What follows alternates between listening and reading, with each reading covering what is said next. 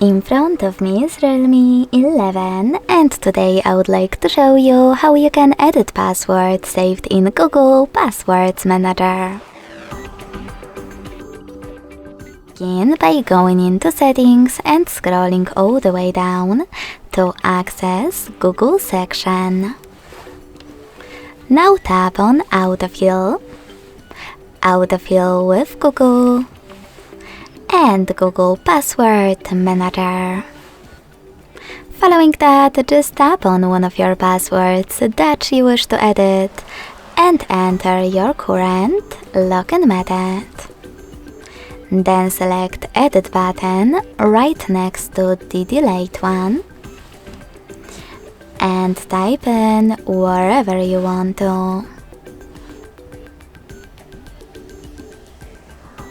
Remember that this won't work if you didn't change a password in your app.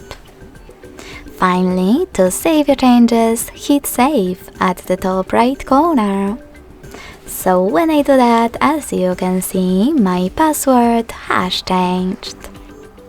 Thanks so much for watching. If you enjoyed this video, smash that like button, comment and subscribe. Bye!